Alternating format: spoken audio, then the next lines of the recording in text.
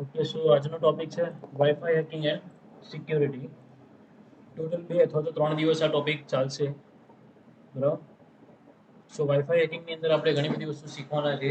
સો hack કરતા પહેલાના basic concept આપણે શીખવા જરૂરી છે. સો વાયરલેસ કન્સેપ્ટ શું છે, કેટલા પ્રકારના વાયરલેસ નેટવર્ક હોય છે, એની ટર્મિનોલોજી શું હોય છે, એના સ્ટાન્ડર્ડ શું હોય છે. તમે ઘણા બધા રાઉટર લીધા હશે, કદાચ જોયું પણ હશે. 11 NG11 and 11i802.11 એ ટાઈપના તમે સ્ટાન્ડર્ડ બી કદાચ જોયા હોય.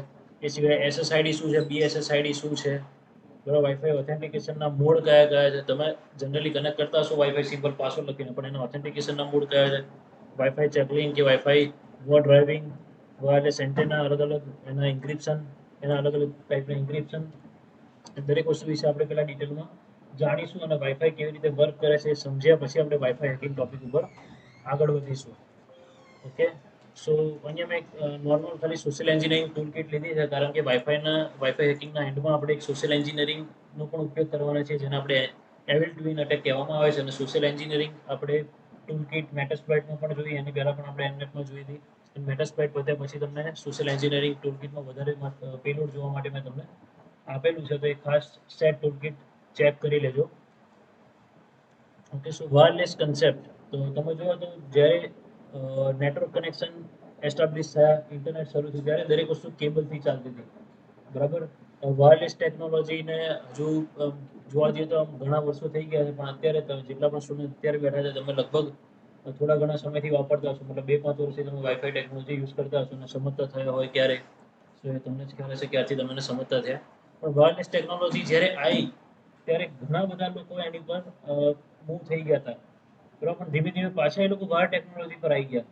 પણ ઘણા લોકોને લાગ્યું કે વાયરલેસ ટેકનોલોજી સેફ નથી, કારણ કે વાઈફાઈનો ઉપયોગ તમે જ્યારે કરો છો ત્યારે હવામાં ડેટા જાય છે અને ડેટા કોઈ પણ કેપ્ચર કરી શકે છે. પણ વાયરલેસ ટેકનોલોજી તો સિક્યોર જ હતી, પણ એનું સિક્યોરિટી અથવા એનું ઇન્ક્રિપ્શન લેવલ કોઈ યુઝ કરતું નથી, એટલા માટે એને અનસેફ સમજતા હતા. તો મોટાભાગની ઓફિસીસ અત્યારે વાયરમાં આવી ગઈ છે પાછી, બરાબર. કે જે ફાઈબર ઓપ્ટિક કેબલ ઉપર કે લોકલ જે કેબલ CAT6 કેબલ વગેરે આપણે વાપરીએ છીએ, તો લેન જેને આપણે નોર્મલી કહીએ છીએ, સો એની ઉપર એ લોકો આવી ગયા છે. પણ વાયરલેસ ટેકનોલોજી અત્યારે પણ સૌથી વધારે ઉપયોગી છે એવા એરિયામાં, સૌથી વધારે કે જ્યાં તમારે વાયરની કનેક્ટિવિટી નથી જોઈતી. તમારી બિલ્ડિંગમાં, તમારી ઓફિસ હોય ને, તમારે ઘણા બધા કમ્પ્યુટર કનેક્ટ કરવા છે, તો તમે વાયરલેસ ઉપર જાઓ તો ઘણો બધો બહારનો ખર્ચો બી બચે છે, પ્લસ એને સાચવવાનો ખર્ચો પણ બચી જતો હોય છે. પણ જોડે જોડે તમારે વાયરલેસ નેટવર્કને વધારે સિક્યોર બનાવવું જરૂરી છે, કારણ કે એના હોપ્સ અને એ જે ડેટા ટ્રાન્સમિટ થઈ રહ્યા છે, કોઈ પણ વચ્ચેથી કેપ્ચર કરી શકે છે અને રીડ કરી શકતા હોય છે.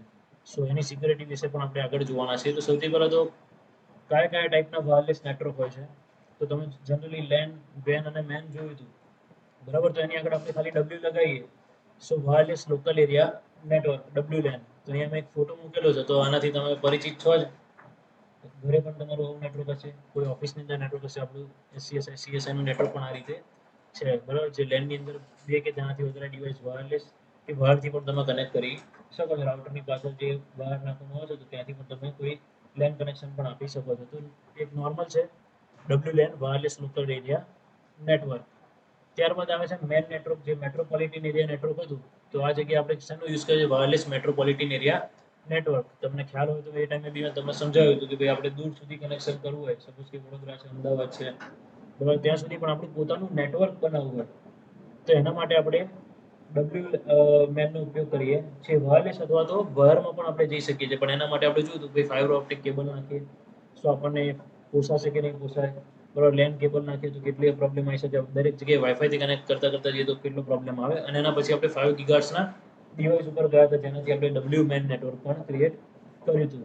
સો વાયરલેસ મેટ્રોપોલિટન એરિયા નેટવર્ક. અત્યારે મોટાભાગની કંપની, મોટાભાગની મલ્ટીનેશનલ કંપની ફોર્મ હોય તો એ WMAN ઉપર ચાલતી હોય છે.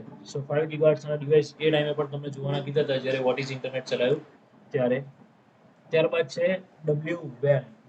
સો WWAN એટલે કે આજનું જે ઇન્ટરનેટ તમે કહો છો એ, જેમ કે અત્યારે આપણે આ ક્લાસમાં બેઠા છીએ તો આપણું પર્ટિક્યુલર આ એક લેન આપણું છે. કોઈ ગૂગલ મીટ ઉપર ઓનલાઈન કોઈ એના ઘરે બેઠું છે, તો એના ઘરે પણ રાઉટર અને બીજા કમ્પ્યુટર કે એનું પોતાનું લેપટોપ કનેક્ટેડ છે. એ રીતે થર્ડ પાર્ટીનું તો ઘણા બધા લેન એકબીજા સાથે વાયરલેસ કનેક્ટ થતા હોય ત્યારે આપણે એને WWAN કહેવામાં આવે છે. ઓકે, સો વાયરલેસ વાઇડ એરિયા નેટવર્ક. સો અત્યારે મેઇન 3 ટાઈપના છે: WLAN, WMAN અને WWAN.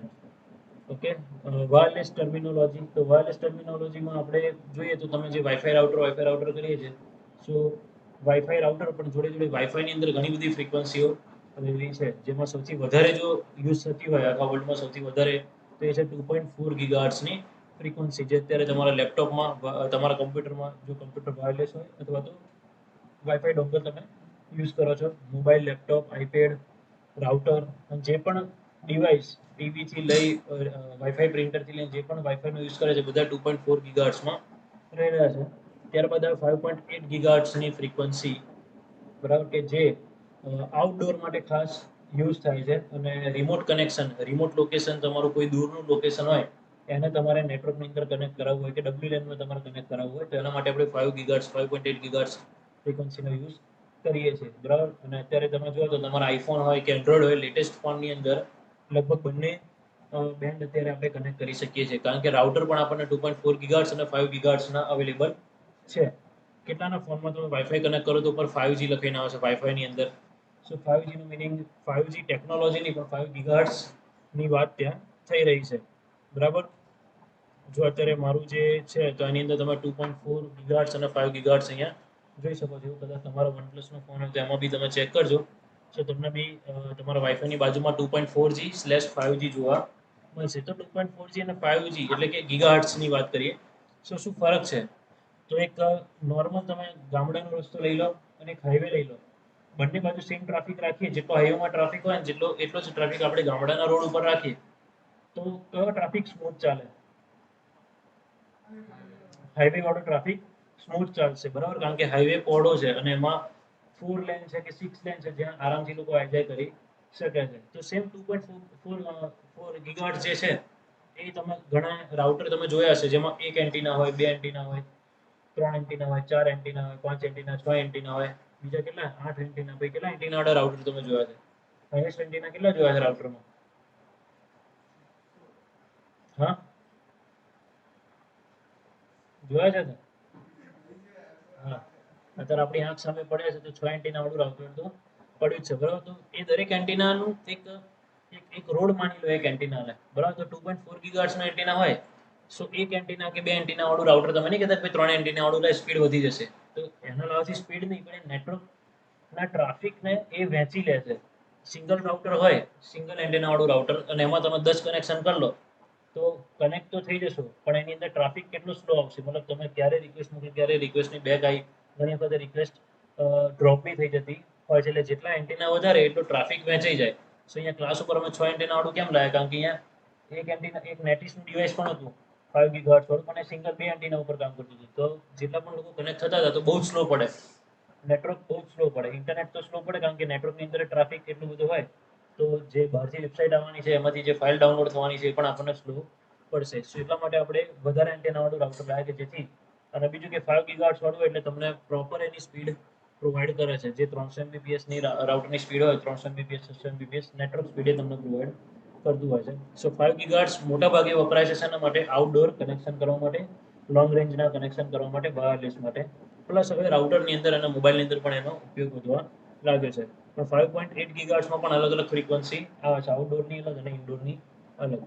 ત્યારબાદ ઘણા બધા સ્ટાન્ડર્ડ, IEEE ના સ્ટાન્ડર્ડ છે, બરાબર. ISO સર્ટિફિકેશન તમને ખ્યાલ હશે, એની અંદર IEEE છે સ્ટાન્ડર્ડ, અને એની અંદર 802.11a, 802.11b, 802.11g, એન, આવા કેટલા લોકો તમે વાંચ્યા છે નામ? ખ્યાલ છે ખરા સ્ટાન્ડર્ડ વિશે તમને કઈ? 11A, EFIH, NG, AN, આવા કોમ્બિનેશન. સો આપણે આગળ જોઈએ આના વિશે વધારે. મેં એક ચાર્ટ હજુ આગળ લીધેલો જ છે એને સમજવા માટે, બરાબર. પણ કદાચ વાંચ્યા હોય તો રિકોલ કરી લેજો. આ થોડી ટર્મિનોલોજી આપણે સમજીએ છીએ જે વાઈફાઈ હેકિંગમાં આપણને કામમાં લાગવાની છે, એટલા માટે. સો એક્સેસ પોઈન્ટ આપણે કોને કહીશું? તો અત્યારે જે આપણે રાઉટર તમે પકડો છો વાઈફાઈ કનેક્ટ કરવા માટે, તમે નામ બધા જોઈ રહ્યા છો. સો એ નામ છે, એ નામ કોણ પ્રોવાઈડ કરે છે? એક્સેસ પોઈન્ટ આપણને પ્રોવાઈડ કરે છે. તો an access point is defined as a bridge between the wireless client and the wired network. So AP આપણે જનરલી તમે કહો કે નામ દેખાય છે અથવા મારું એપી દેખાય છે એવું તમે કહી શકો, એક્સેસ પોઈન્ટ દેખાય છે એવું તમે કહી શકો. એડહોક છે, it's a peer network which use Wi-Fi network without any access point. અને એસોસિએશન, તો તમે જ્યારે કનેક્ટ કરો છો વાઈફાઈ, મોબાઈલથી વાઈફાઈ રાઉટર, લેપટોપથી વાઈફાઈ રાઉટર કે કોઈ પણ ડિવાઇસને વાઈફાઈ રાઉટર સાથે કનેક્ટ કરો છો અને એ ટાઈમે જે ડેટા એક્સચેન્જ થાય છે, કનેક્ટ થઈ ગયું, કનેક્શન થઈ ગયું, ત્યારે આપણે એને શું કહીએ? એસોસિએશન અથવા તો એસોસિએટ ડિવાઇસ કહીએ છીએ. રાઉટરના એસોસિએટ ડિવાઇસમાં આપણું લેપટોપ છે, મોબાઈલ છે, પ્રિન્ટર છે. ઓકે, સો એ રીતે એસોસિએશન આપણે કીવર્ડનો યુઝ કરીએ છીએ. બેન્ડવિડ્થ, બેન્ડવિડ્થ કીવર્ડ તમે ઘણી જગ્યાએ સાંભળ્યો હશે. સો બેન્ડવિડ્થ શું છે? હર્ષ, વોટ ઇઝ બેન્ડવિડ્થ? બેન્ડવિડ્થ વધારે હોય તો સ્પીડ વધારે પકડે. બેન્ડવિડ્થ વધારે હોય તો સ્પીડ વધારે મળે. ઓકે, બેન્ડવિડ્થ એટલે એરિયા. હા, પછી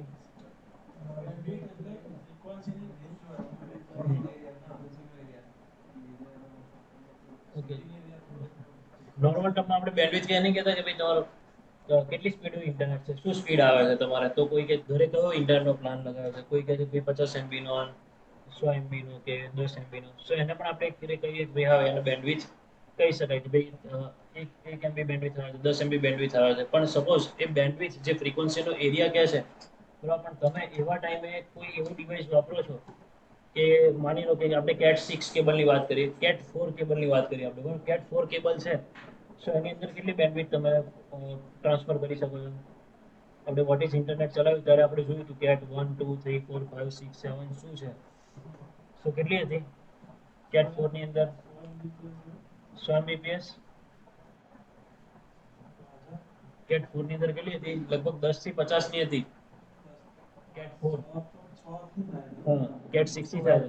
હવે ધારો કે તમે હજુ બી કેટ 4 કેબલ વાપરો છો ને તમે 100 Mbps નું કનેક્શન લીધું, તો એની અંદર તમને લાગે છે કે બેન્ડવિડ્થ તમે 100 Mbps ની લીધી તો પૂરેપૂરી તમને મળશે?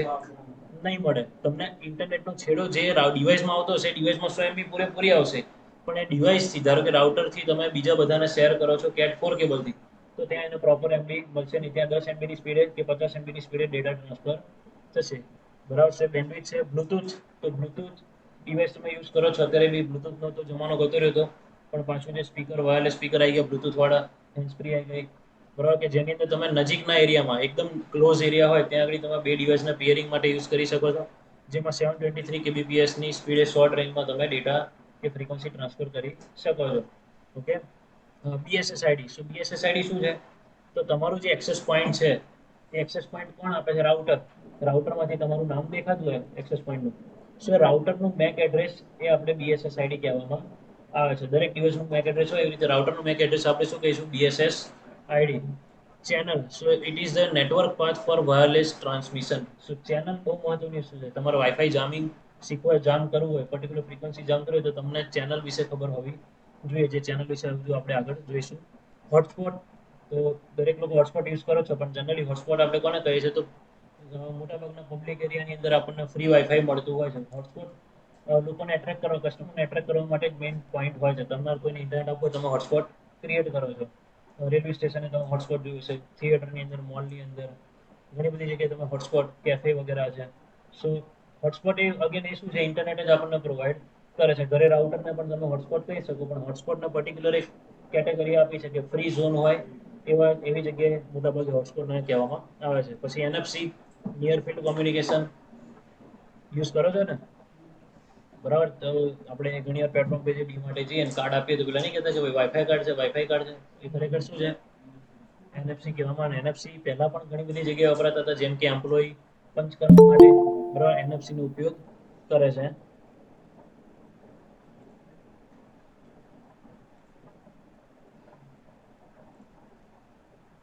સો એમ્પ્લોય પોતાની હાજરી પુરાવા માટે પણ ત્યાં NFC નો ઉપયોગ કરે છે. ત્યારે આપણે કાર્ડ, જે એટીએમ મશીન, એટીએમ કાર્ડ આવી ગયા છે, એની અંદર NFC ટેકનોલોજી આવી ગઈ છે. વનપ્લસ વાળાએ એના ફોનની અંદર NFC અવેલેબલ રાખ્યું હતું સૌથી પહેલું, બરાબર, જેમાં તમે કોઈ બી કાર્ડ, NFC વાળું કાર્ડ તમે લઈ જાઓ તો વનપ્લસની અંદર એનો ડેટા તમે ફેચ કરી શકો.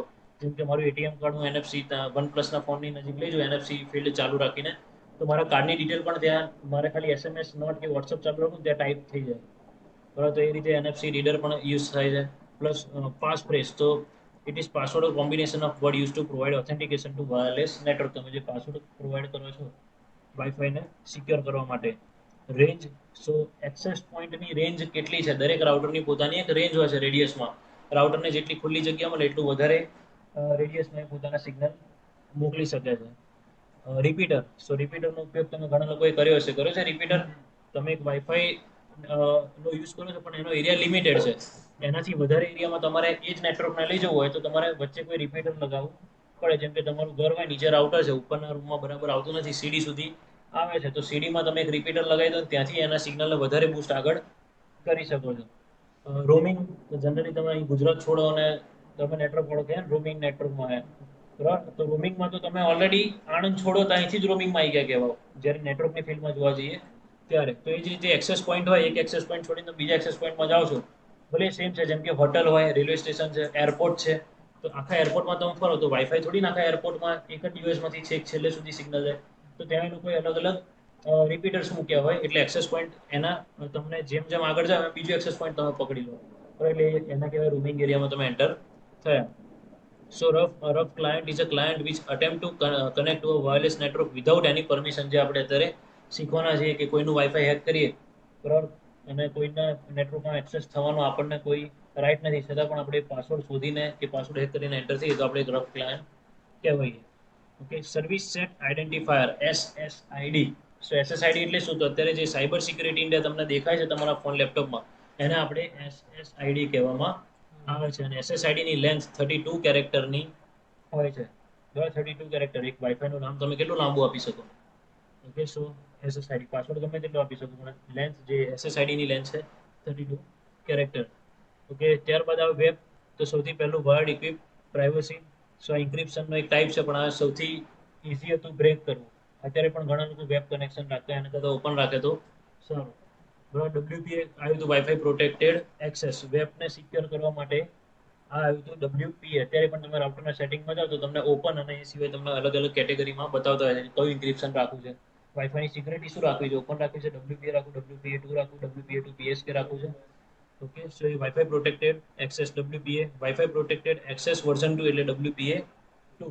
અને WPS, so WPS wifi protected setup. WPS PIN, કેટલા લોકો જાણે છે WPS પિન વિશે? હા, WPS પિન ઓનલાઈન કોઈ મિત્રભાઈ? WPS પિન અત્યારે સૌથી વધારે વર્નેબલ હોય તો WPS પિન જ છે. એ અગેન એ વસ્તુ ફેસિલિટી માટે હતી કે જેમાં તમે વન ક્લિકે ક્લાયન્ટ એકબીજા સાથે કનેક્ટ થઈ, રાઉટરથી ક્લાયન્ટ કનેક્ટ થઈ જાય. અત્યારે પણ ઘણા રાઉટરની અંદર, ઘણા ડિવાઇસીસની અંદર પણ WPS પિન આવે. તમે ડોંગલ વાપરતા હશો જીઓ ને બધું, તેમાં પણ WPS પિન આવતી હતી પહેલા, બરાબર. તો WPS પિન ઉપર આપણે ખાસ આગળ જોવાના છીએ, એની ઉપર પણ આપણે અટેક કરવાના છીએ. ઓકે, સો ત્યારબાદ છે વાયરલેસ સ્ટાન્ડર્ડ, જે આપણે જોયા હતા 802.11, 802.11a, 11b, 11g, 11n. તો એના માટે મેં એક નોર્મલ અહીંયા ચાર્ટ આપેલો છે. સો 802.11 જે છે એ શેના માટે ફ્રીક્વન્સી મીડિયમ કહ્યું છે? તો રેડિયો ફ્રીક્વન્સી મીડિયમ પ્લસ 2.4 ગીગાહર્ટ્ઝનો એ યુઝ કરે છે, જેની સ્પીડ 1 થી 2 MBPS ની હોય છે, બરાબર. એ નેટવર્ક સ્પીડની વાત કરે છે. ઓકે, જેનું ઇન્ડોર 20 ફીટ સુધી એની ફ્રીક્વન્સી, એની રેન્જ છે. ત્યારબાદ 802.11a. સો ખાલી 802.11 હોય તો જૂની ટેકનોલોજી થઈ ગઈ. ફ્યુચરમાં તમે રાઉટર લો ને તો આ વસ્તુ ખાસ ધ્યાનમાં રાખજો. રાઉટરના ડિસ્ક્રિપ્શનમાં બધી વસ્તુ લખેલી હશે, લખેલી મતલબ કે ખાલી સ્ટાન્ડર્ડ લખેલા હશે, એને સમજવું પછી તમારી ઉપર છે. 802.11a તો 5 ગીગાહર્ટ્ઝના જેટલા પણ ડિવાઇસ તમને બહાર જોવા મળે છે, કોઈના ટેરેસ ઉપર જોવા મળે, કોઈ ટાવર પર જોવા મળે છે, ઓકે, જેની 5 ગીગાહર્ટ્ઝની અપ ટુ 54 MBPS છે, બરાબર. અત્યારે વધીને નવા સ્ટાન્ડર્ડમાં આવી ગઈ છે. તો જેની રેન્જ ઇન્ડોરની અંદર આપણે જોવા જઈએ તો 25 થી 75 ફીટની હોય છે, બરાબર. અને જો range can be affected by building materials, એટલે કે વચ્ચે સિમેન્ટ આવી ગયો, સિમેન્ટની જાડી દિવાલ આવી ગઈ, ઈંટ આવી ગઈ, કાચ આવી ગયા, મલ્ટિપલ કાચવાળી રૂમો અલગ અલગ હોય, છેક છેલ્લે સુધી એ પ્રોપર રેન્જ એની પહોંચી શકે, એની ફ્રીક્વન્સી ના પહોંચી શકે. 802.11b 2.4 gigahertz up to 11 MBPS, બરોબર, જે 150 ફીટ ઇન્ડોર માટે યુઝ થાય છે. અને 802.11g 2.4 ગીગાહર્ટ્ઝ જે 54 MBPS ની સ્પીડ આવે, 150 ફૂટ રેન્જ છે. અને 802.11n જે હાલમાં અત્યારે જે મોટાભાગના રાઉટર આવે છે લેટેસ્ટ 2000 3000 ની ઉપરના, છે બધા 2.4 ગીગાહર્ટ્ઝ 5 ગીગાહર્ટ્ઝના છે, up to 600 MBPS network speed તમને પ્રોવાઈડ કરે છે. એટલે એક કમ્પ્યુટરમાંથી બીજા કમ્પ્યુટરમાં મારે ડેટા ટ્રાન્સફર કરવો હોય તો 600 MBPS ની સ્પીડે હું ડેટા ટ્રાન્સફર કરી શકું વિધિન નેટવર્ક, બરાબર. તો 175 પ્લસ ફીટ ઇન્ડોર રેન્જ માટે વપરાય છે. ઓકે, સો SSID, તો જે જે રાઉટરની અંદર આપણે એક્સેસ પોઈન્ટ સેટ કરીએ છીએ, જેનું નામ સેટ કરીને આપણે SSID કહીએ છીએ. ઓકે, વાઈફાઈ ઓથેન્ટિકેશન મોડ કયા કયા છે? તો ઓપન સિસ્ટમ ઓથેન્ટિકેશન, જે આપણે ઓપન વાઈફાઈ રાખીએ છીએ ને, કે કોઈ બી આવે એક્સેસ પોઈન્ટ ક્લિક કરે એટલે આપણે એમાં કનેક્ટ થઈ જઈએ. તમે હોટસ્પોટ મોટા ભાગે ક્રિએટ કરતા હશો તો કદાચ ઓપન રાખતા હશો શરૂઆતમાં, બરાબર. પછી તમે કદાચ એને પાસવર્ડ પ્રોટેક્ટેડ કર્યું છે. એના પછી આવે શેર્ડ કી સિસ્ટમ ઓથેન્ટિકેશન આવે, બરાબર. શેર્ડ કી ઓથેન્ટિકેશન સિસ્ટમ શું છે? તો અત્યારે તમે રોજ સીએસઆઈમાં આવો છો, લેપટોપ ચાલુ કરો છો અને વાઈફાઈ ઓટોમેટિક કનેક્ટ થઈ જાય છે. ફોનની અંદર તમે ઓટોમેટિક ઘરે કે ઓફિસે કે તમારા પોતાના કોઈ જગ્યાએ તમે જેવું વાઈફાઈ કનેક્ટ ઓન કરો એટલે ઓટોમેટિક કનેક્ટ થઈ જાય. એનું મિનિંગ કે તમે ઓલરેડી કી સેટ કરેલી છે અને રાઉટર એ રીતે કન્ફિગર કરેલું છે કે કોઈ પણ વ્યક્તિ મારી સાથે કનેક્ટ થવા જાય, રાઉટર સાથે કનેક્ટ થવા જાય તો રાઉટર એને કી પૂછે અને ડિવાઇસની અંદર કી છે, કી એને શેર કરે એટલે ઓટોમેટિક એને કનેક્ટ કરી આપે. ત્રીજું છે using a centralise authentication server. તો ઘણા વાઈફાઈ તમે કનેક્ટ કરો છો પણ ઇન્ટરનેટ ચાલુ થતું નથી, એના પછી તમારું એક ઓથેન્ટિકેશન થાય છે.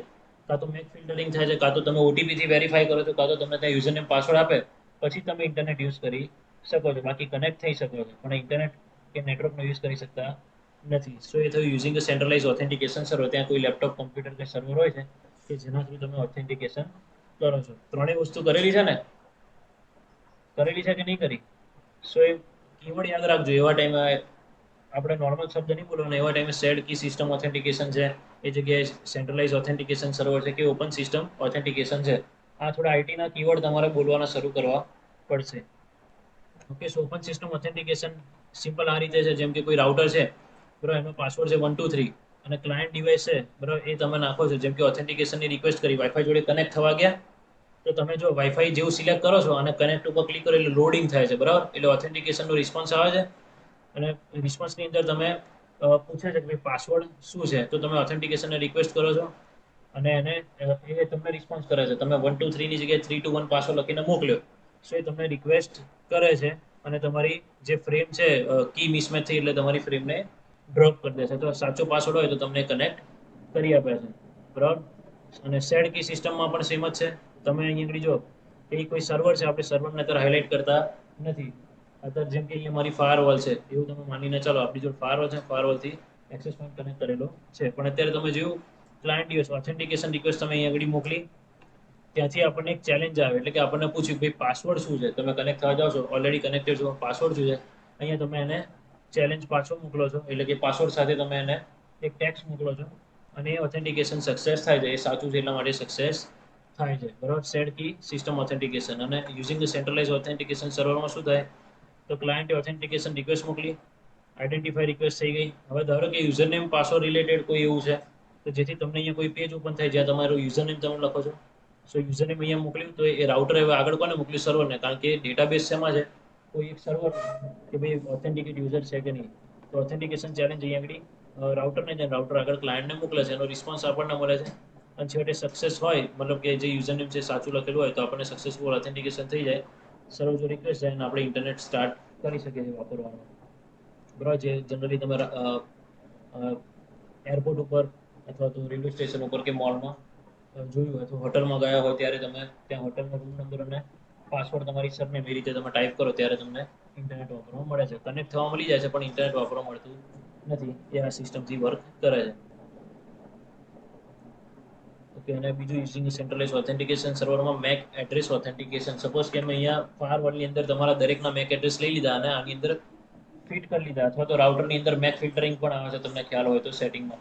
સો ત્યાં તમે દરેક એક્સેસ પોઈન્ટના મેક એડ્રેસ અહીંયા મૂકી દીધા તમારા ક્લાયન્ટના. તો જેવો ક્લાયન્ટ રાઉટર જો કનેક્ટ થવા જશે, ઓથેન્ટિકેશન સક્સેસ જશે, તેની રિક્વેસ્ટ આગળ જશે કે ભાઈ હવે ઇન્ટરનેટ યુઝ કરવું છે, બરાબર. તો અહીંયા ટ્રાફિક બ્લોક રાખશે જ્યાં સુધી રાઉટરને આગળ રિક્વેસ્ટ ના મોકલી દે ભાઈ આનું મેક એડ્રેસ આ છે. સો સર્વર કહેશે કે આ મેક એડ્રેસ મારામાં રજીસ્ટર થયેલું છે અને સક્સેસ કરશે એટલે હવે એક્સેસ પોઈન્ટ આપણો ક્લાયન્ટ શું કરી શકશે? Access point through internet use કરી શકશે. તો મેક ફિલ્ટરિંગ હોઈ શકે, આઈપી ફિલ્ટરિંગ હોઈ શકે છે, એ આ રીતે થશે. આ બધા સેટિંગ આપણે રાઉટરની અંદર જોવાના છીએ. સો વાઈફાઈ ચેકલિંગ. સો વાઈફાઈ ચેકલિંગ આપણે કોને કહીએ છીએ? War driving, wifi chalking, war walking. So તમે અહીંયા ઇન્ડિયામાં તો આ વસ્તુ જોવા નથી મળતી પણ ફોરેન કન્ટ્રીમાં તમને આ વસ્તુ કદાચ જોવા મળશે. તમે આ કીવર્ડ લખીને ગૂગલ ઇમેજમાં જતા રહેજો તો તમને ઘણી દિવાલો ઉપર, બસ સ્ટેન્ડ ઉપર ચોકથી દોરેલું હોય કે આવા પોસ્ટર મારેલા હોય એવા સિગ્નલ જોવા મળે. જેમ કે તમે આપણે ઇન્ડિયામાં અત્યારે ઇન્ટરનેટ ફ્રી થઈ ગયું છે મોટા ભાગે, પણ હજુ કેનેડા જાઓ, યુએસ જાઓ તો ત્યાં પણ હજુ ઇન્ટરનેટ પેડ છે, પ્લસ ઘણું કોસ્ટલી છે, અહીંના કરતાં ઘણું કોસ્ટલી છે. તો ત્યાં આગળ લોકો વધારે પડતું ફ્રી ઇન્ટરનેટ શોધતા હોય છે. તો હેકર શું કરે છે, આવા સિમ્બોલ બનાવતા હોય છે. સપોઝ કોઈ હેકર કોઈ એરિયામાં ગયો અને ફરીને એને શોધ્યું કે ભાઈ આગળ ઓપન નોડ છે તો એ આ રીતનું સિમ્બોલ બનાવી દેશે, ક્લોઝ નોડ છે તો આ રીતનું સિમ્બોલ, ડબ્લ્યુપી કનેક્શન છે તો રાઉન્ડ કરીને ડબ્લ્યુ કરી દેશે. જેથી આ સિમ્બોલ જોઈને તમને ખબર પડી જશે કે ભાઈ આ જગ્યાએ જેમ કે આ સિમ્બોલ છે તો એપી વિથ મેક ફિલ્ટરિંગ, તો આ જગ્યાએ તમને એક્સેસ પોઈન્ટ મળી ગયું પણ તમે કનેક્ટ નહીં થશો તો કારણ કે ત્યાં આગળ મેક ફિલ્ટરિંગ છે. તો મેક ફિલ્ટરિંગ કનેક્ટ થવું હોય તો એવા ટાઈમે તમારે અંદર મેક સ્કેનિંગ કરવું પડે, નેટવર્ક સ્કેન કરીને જે મેક એડ્રેસ મળે એ મેક એડ્રેસ તમારે સ્પૂફ કરવું પડે, પછી તમને કદાચ એક્સેસ મળી શકે. બરાબર, અહીંયા પે ફોર એક્સેસ એપી, તો આ જગ્યાએ પેડ વાઈફાઈ છે. બરાબર, access with multiple access control છે અહીંયા આ જગ્યાએ, જો નોટ ફોર પબ્લિક યુઝ. ઘણી જગ્યાએ હની લખ્યું એટલે હની પોટ્સ પણ હોઈ શકે, તમને ફેક એક્સેસ પોઈન્ટ બનેલા હોય જેમાં તમે કનેક્ટ થઈ જાઓ અને તમારા ડેટા પણ એ લોકો બ્રીચ કરી શકે કે મોનિટર કરી શકે. બરાબર, અને access point with close ESSID. So આવા ઘણા બધા સિમ્બોલ તમને ફોરેનમાં જોવા મળી શકે છે, એટલા માટે વોર ડ્રાઇવિંગ, વોર ચેકિંગના થોડા સિમ્બોલ મેં અહીંયા લીધેલા છે.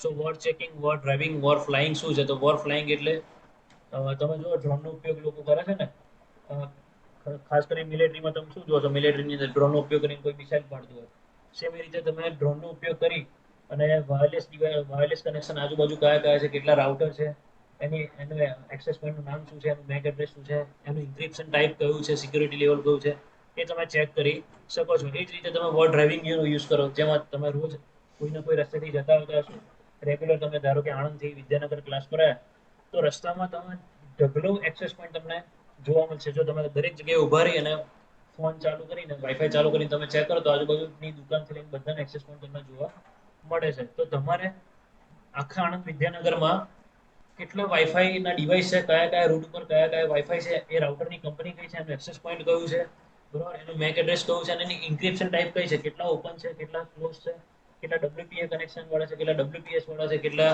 WPA ટુ PSK કનેક્શન વાળા છે, એનું આખું લિસ્ટ કાઢવું હોય, બરાબર, તો તમે આ રીતે વોર ડ્રાઇવિંગ કરી શકો છો. વોર ડ્રાઇવિંગ માટે પહેલા આવા વપરાતા હતા કે લોકો ગાડીમાં બેસે, લેપટોપ હોય, જોડે જોડે જીપીએસનું ડિવાઇસ હોય, જોડે તમારે એક એન્ટેના હોય અને 802.11 નેટવર્ક હોય, તો ત્યાંથી હાયર નેટવર્ક વાળું તમે ડિવાઇસ લઈને જાઓ જેથી દૂરના રેન્જના વાઈફાઈ તમે કનેક્ટ કરી શકો. એટલે મલ્ટિપલ વસ્તુ લઈને તમે નીકળો ત્યારે તમે એનો ડેટા ગેધર કરી શકો, અને ડેટા જે ગેધર થાય એની તમે .kml ફાઇલ એક્સપોર્ટ કરો, અને KML ફાઇલને તમે ગૂગલ અર્થમાં નાખો ને એટલે તમારે જેટલી જગ્યાએ તમે ફર્યા ને તો ગૂગલ અર્થમાં તમને મેપ સાથે બતાવે તમે આટલી જગ્યાએ ફર્યા અને કયા લોકેશન ઉપર કયું વાઈફાઈ છે, અને એની ઉપર ક્લિક કરો તો એ વાઈફાઈની ડિટેલ પણ તમને જોવા મળે કે ઓપન છે, WEP છે, WPA છે. પણ આ બધી જ વસ્તુ હાલમાં એક જ એપ્લિકેશનથી થઈ ગઈ, કારણ કે કમ્પ્યુટર જેવું જે સ્માર્ટફોન થઈ ગયું, સ્માર્ટફોનમાં જીપીએસ બી આવી ગયું, વાઈફાઈ બી આવી ગયું, અને અત્યારે લિનક્સ છે એટલે તમે ઘણા બધા પ્રોગ્રામ પણ એમાં રન કરાવી શકો છો. સો એક મોબાઈલની અંદર એક એપ્લિકેશન નાખવાથી તમે વોર ડ્રાઇવિંગ કરી શકો છો. તો વોર ડ્રાઇવિંગનું લાઈવ પ્રેક્ટિકલ પણ હું તમને આપવાનો છું આની અંદર. ઓકે, આગળ વાત કરીએ વાયરલેસ એન્ટેના. સો અત્યાર સુધી તમે લેપટોપની અંદર વાઈફાઈ જોયું, મોબાઈલની અંદર વાઈફાઈ જોયું, પણ એ સિવાય વાઈફાઈ ડોંગલ જોયા છે એક્સટર્નલ નાખવા માટે, પણ જોડે જોડે આપણે આની અંદર એન્ટેનાનો પણ ઉપયોગ કરીએ છીએ. જો વાયરલેસ એન્ટેના આપણને બહુ કામ લાગે, જે લોકો વાઈફાઈ હેકિંગ ફિલ્ડમાં જ આગળ વધવા માંગે છે તો વાયરલેસ પેન ટેસ્ટિંગનો આખો એક કોર્સ અલગ આવે છે. વાયરલેસ પેન ટેસ્ટિંગ પણ નેટવર્ક પેન ટેસ્ટિંગનો એક પાર્ટ કહેવાય છે. સો એની અંદર ઘણા બધા એન્ટેના પણ આવે છે, જેમ કે ડિરેક્શનલ એન્ટેના. સો ડિરેક્શનલ એન્ટેના કેવા હોય તો એ એક સિંગલ ડિરેક્શનમાં ધ્યાન આપે. સપોઝ કે આ છે બરાબર, ડિરેક્શનલ એન્ટેના છે, તો આ એન્ટેના હું અત્યારે લગાવું છું ને, તો ધારો કે મેં આ એન્ટેનાને માની લો કે હું આપણે ઓફિસની બહાર ઊભા છીએ અને મેં ડીમાર્ટ બાજુ એને પોઈન્ટ કર્યું. સો એ ડીમાર્ટ બાજુ પોઈન્ટ એન્ટેનાની જેટલી રેન્જ હશે તો એ સીધા રેન્જમાં દૂર સુધીના વાઈફાઈ હું અહીંયા મારા ડિવાઇસમાં જોઈ શકું છું. મારી પાછળનું નહીં જોઈ શકું, મારી સાઈડમાં દૂરનું નહીં જોઈ શકું, પણ મારી સીધી લાઈનમાં હું દૂરના વાઈફાઈને કનેક્ટ કરી શકીશ કે જોઈ શકીશ. બરાબર, સો આવા એન્ટેના પણ આપણને માર્કેટમાં અવેલેબલ છે. એ સિવાય ઓમની ડિરેક્શનલ એન્ટેના. સો ઓમની ડિરેક્શનલ એન્ટેના તમે જોયા હશે આવા, કે જે ઓમની એટલે મતલબ કે તમારી 360 ડિગ્રીમાં તમને એ કવર કરી આપે. મોટાભાગે ટીપી લિંકનું તમે એડપ્ટર લાવો છો તો એમાં પણ એક આવો નાનો એન્ટેના હોય છે. સો આગળ આ જે પિક્ટલ છે, આ પિક્ટલ અને આ જગ્યાએ અહીંયા આ જગ્યાએ પિક્ટલ લગાવેલી છે. સો એ પિક્ટલ ડાયરેક્ટ તમારા લેપટોપ રાઉટરમાં જતી નથી, એટલે યુએસબી ડિવાઇસ તમારે જોઈએ જેની પાછળ પિક્ટલની પિન હોય, જેથી આ વાયર તમે યુએસબી ડિવાઇસમાં લગાવી દો તો એ પિન યુએસબી ડિવાઇસમાં લાગે, યુએસબી પોર્ટમાં તમારા લેપટોપમાં લાગે, જેથી વાઈફાઈ તમે કનેક્ટ કરી શકો. અને જોડે જોડે આ પેરાબોલિક ગ્રીડ એન્ટેના આવે છે. આવી જારી તમે કદાચ ઉપર ટેરેસ પર જોઈ હશે લોકોના તે ઇન્ટરનેટ માટેની. સો આવી જાડી પણ તમે લાવી શકો છો. સો વાયરલેસ એન્ટેનાનું એટલા માટે કે લોકો દૂર બેઠા બેઠા કોકનું વાઈફાઈ હેક કરીને પણ ક્રાઇમ કરતા હોય છે. જેમ કે એક યુએસએ ની અંદરનું આવ્યું હતું FBI નું, કે જેમાં એક ભાઈ 1 કિલોમીટર દૂરનું વાઈફાઈ કનેક્ટ કરી અને લાઈવ ટાઈમે હેકિંગ કરતો હતો બેંકનું, જે પોલીસને ટ્રેક કરવામાં કેટલી તકલીફ પડી હતી. કારણ કે એક્સેસ પોઈન્ટ માની લો કે ભાઈ હું અત્યારે મોટા બજાર બેઠો છું અને અહીંયાથી 1 કિલોમીટર દૂર એટલે કે સેમકોમ કોલેજ છે એનું વાઈફાઈ બેઠા બેઠા વાપરું છું, અને એ ટાઈમે લાઈવ અટેકિંગ કોઈ ઉપર કરી રહ્યો છું અને સામે એડમિનિસ્ટ્રેટરે મારો લાઈવ આઈપી ટ્રેક કરી પોલીસને કમ્પ્લેન કરી અને પોલીસે લાઈવ આઈપી કોનું છે એ શોધી અને આઈપી એડ્રેસ કોને અટેન્ડ આપવામાં આવેલું છે એ સેમકોમ કોલેજનું એડ્રેસ બી મળી ગયું. પોલીસ ફટાફટ ક્યાં જશે? સેમકોમ કોલેજ જશે. પણ હું તો સેમકોમ કોલેજથી 1 કિલોમીટર દૂર બેઠો છું. તો એ કોની મદદથી? તો આવા એન્ટેનાની મદદથી. તો આવા બધા એન્ટેના પણ તમે બનાવી શકો છો. જો વાયરલેસ એન્ટેનાની અંદર આપણે વાત કરીએ,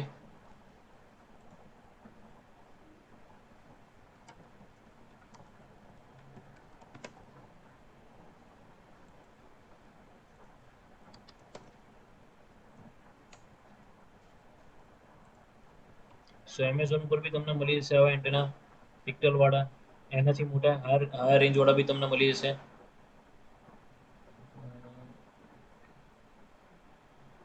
જેમ કે આ છે જો ઓમની વાયરલેસ એન્ટેના, આ તમને મેં જે લીધું હતું 1100 રૂપિયાનું લીધું હતું 3 વર્ષ પહેલા. બરાબર, સિંગલ લાઇન ડિટેક્શનનું એન્ટેના છે.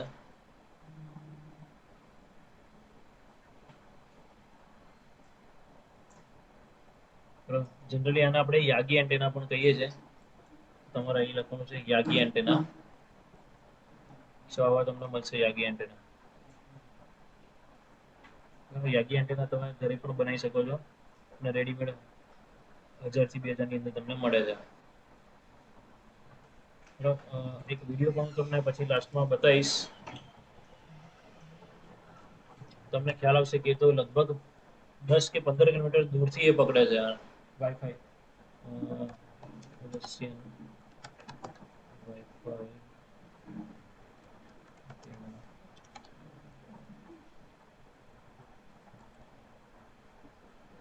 યસ, આ જે છે વાઈફાઈ ગન વગેરે બનાવે છે, પણ ઓકે જ વિડીયો છે. I'm going to show you how to assemble a very powerful works exact capacitive couple Wi-Fi. Yes, આ જ વિડીયો છે. સો આ વિડીયો તમે જોજો એટલે તમને વાઈફાઈ એન્ટેનાનો ખ્યાલ આવે કે કેટલા દૂરથી પણ તમે આ બધું કનેક્ટ કરી શકો છો. બરાબર, સો આ વિડીયો અહીંયા હું શેર કરું છું, સેવ કરી લેજો લિંક એની. સો જનરલી તમે જો વાઈફાઈ ને એવું સમજતા હોય કે ભાઈ થોડાક લિમિટેડ એરિયા માટે જ છે, તો આ વિડીયો જોઈને તમને ખ્યાલ આવી જશે કે કેટલા દૂરથી પણ તમારું કોઈ વાઈફાઈ હેક કરી અને એનો યુઝ કરી શકે છે. ઓકે, સો વાયરલેસ એન્ક્રિપ્શન તો મેઇન 3 ટાઈપના એન્ક્રિપ્શન જે જૂનામાંથી વપરાતા હતા, WEP, WPA, WPA2 અને લેટેસ્ટમાં અત્યારે છે WPA2 PSK. બરાબર, વર્ઝન 3 બી આવી ગયું છે પણ હજુ ફર્મવેર અપડેટ કોઈમાં આવી નથી. આ લેટેસ્ટ રાઉટર તમે સિસ્કો ઉપરના લેવા જશો તો તમને વર્ઝન 3 મળી જશે આમાં. સો વાઈફાઈ હેકિંગની મેથોડોલોજી તો સિમ્પલ છે. વાઈફાઈ હેકિંગ કરવા માટે આપણે શું કરીશું?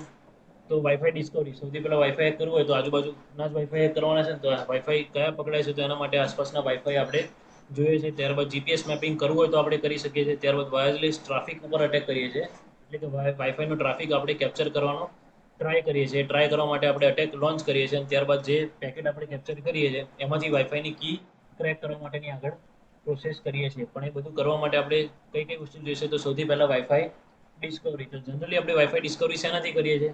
તો તમે ફોનની અંદર વાઈફાઈ ચાલુ કરો અને આજુબાજુના વાઈફાઈ જુઓ, પણ આપણને એટલા જ વાઈફાઈ દેખાડશે જેટલા ફોનની કેપેસિટી છે. બરાબર, એ જ રીતે લેપટોપની અંદર પણ શું છે, તો એ વાયરલેસની કેપેસિટી જેટલી છે એટલા જ એરિયાના આપણને વાઈફાઈ દેખાડશે. પણ ઘણી વખત લોકો હિડન વાઈફાઈ રાખતા હોય છે. ખ્યાલ હોય તો વાઈફાઈની સિક્યુરિટીનો પહેલો સ્ટેપ શું છે? તમારું SSID હિડન હોવું જોઈએ. સો હિડન SSID નું રાઉટરની અંદર સેટિંગ આપેલું છે કે જેથી કોઈને તમારું નામ દેખાશે તો તમને હેક કરવાનો ટ્રાય કરશે. તો જનરલ સર્ચની અંદર તમને નામ દેખાતું નથી, પણ આવા અલગ અલગ સોફ્ટવેર છે. ઇનસાઇડર જે InSSIder તમને મળશે, પછી નેટ સર્વેયર છે, વી સ્ટમ્બલર છે, નેટ સ્ટમ્બલર છે. તો આવા ઘણા બધા સોફ્ટવેર છે જે સોફ્ટવેર તમે ડાઉનલોડ કરો અને તો એ તમારું વાયરલેસ કાર્ડ તમારું વાયરલેસ કાર્ડ સાથે રહી અને તમને આજુબાજુના જેટલા બી વાઈફાઈ છે હિડન અને ઉપર એની મેક્સિમમ ડિટેલ તમને બતાવશે. જેમ કે અત્યારે મને હું આ જોઉં વાઈફાઈની અંદર તો મને નોર્મલ ડિટેલ જ બતાવશે, જેમ કે ભાઈ વાઈફાઈનું નામ. બરાબર, એ સિવાય મેક્સિમમ ડિટેલ મને કંઈ મળતી નથી. બહુ તો મને એ ઇન્ક્રિપ્ટેડ છે કે નહીં, મતલબ કે લોક છે કે નહીં, એ મને અહીંયા બતાવે છે. પણ જ્યારે આની અંદર તો તમને પ્રોપર બતાવશે કે ભાઈ એનું મેક એડ્રેસ શું છે, નામ શું છે, મેક એડ્રેસ શું છે, એની ચેનલ કઈ છે, બીકન્સ કેટલા જાય છે, બીકન્સની સ્ટ્રેન્થ કેટલી છે, એની ક્વોલિટી કેવી છે, સિગ્નલ ક્વોલિટી કેવી છે, રેડિયો ટાઈપ કયો છે, ઇન્ક્રિપ્શન કયું યુઝ કરે છે, અત્યારે હાલમાં એક્ટિવ છે કે નહીં. ઘણામાં તો એવું બતાવશે કે લાસ્ટમાં તમે ક્યારે એને સ્કેન કર્યું હતું, લાસ્ટ તમારા સ્કેનમાં કેટલા વાગે કયા ટાઈમે આવ્યું હતું. એવા પણ સોફ્ટવેર માર્કેટમાં અવેલેબલ છે. અને આપણે કમ્પ્યુટર ફોરેન્સિક્સ વખતે જે જોયું હતું નેલ લોન્ચર, તો નેલ લોન્ચરની અંદર પણ એક વાઈફાઈ મેપિંગનું એક અલગથી ટૂલ આપેલું છે. ઓકે, એ સિવાય એન્ડ્રોઇડથી કરવું હોય તો વાઈફાઈ એનાલાઇઝર વાળી એપ્લિકેશન છે કે જે વાઈફાઈ એનાલાઇઝર તમને એક્સેસ પોઈન્ટ દેખાડશે, મેક એડ્રેસ દેખાડશે, ચેનલ દેખાડશે, એના ડીબીએમ દેખાડશે, બરાબર, અને એનું ઇન્ક્રિપ્શન ટાઈપ સાથે તમને અહીંયા જોવા મળે છે. બરાબર. સો વાઈફાઈ એનાલાઇઝર, વાઈફાઈ ડિસ્કવરી, તો આવી એપ્લિકેશનનો પણ તમારે યુઝ કરવાનો છે. સો કદાચ તમે તમને એક મૂવી મેં જોવાનું કીધું ધ બ્લેક હેટ, જોયું હતું કોઈ ધ બ્લેક હેટ? એની અંદર એણે વાઈફાઈ એનાલાઇઝરનો ઉપયોગ કર્યો છે. ખ્યાલ છે કઈ જગ્યાએ જોયું છે ખરું પેલા કોઈ ધ બ્લેક હેટ? હજુ નહીં જોયું? ઓકે, સો એટલા માટે તમને જોવાનું કહું છું કે આવી એપ્લિકેશનો તમને ખબર પડે કે કઈ જગ્યાએ યુઝ થાય છે. સિમ્પલી એની અંદર એણે શું બતાવ્યું હતું, તો જસ્ટ તમને કહી દઉં, તો કદાચ તમને ઈચ્છા થાય કંઈક જોવાની. અને જોયા પછી બી એનો જોવાનો પર્પઝ ખાલી એન્જોયમેન્ટ માટે નથી, સમજવા માટે કહું છું કે વસ્તુ જોવાની. એને એક 3 જણને લોકો ટ્રેક કરતા હોય છે. ટ્રેક કરતા ટાઈમે એમને એમની એક્ટિવિટી મોનિટરિંગ કરતા હોય છે, બરાબર, કે રોજ કઈ જગ્યાએ જાય છે, ક્યાં ફરે છે ભાઈ. સો 3 જણાની પેટર્ન એમને આવી રીતે મળે છે કે ભાઈ એ આ રોજ આ પાથ ઉપર, એ ભાઈ આ તારીખે આ પાથ ઉપર જાય, અઠવાડિયામાં એક દિવસ. બીજો ભાઈ આ જગ્યાએથી આ પાથ પર જાય છે. અને ત્રીજો છે એ આ જગ્યાએથી આ પાથ ઉપર જાય છે. પણ ત્રણેય કદી એકબીજાનું કોમ્યુનિકેશન નહીં કરતા, અને કોઈ વાતચીત નહીં એ લોકો જોડે. કદી એમની જોડે કોઈ નંબર નથી, કોઈ એકબીજાને નંબર જ નહીં, તો મેસેજ નહીં, કોલ નહીં, કશું કરતા નથી.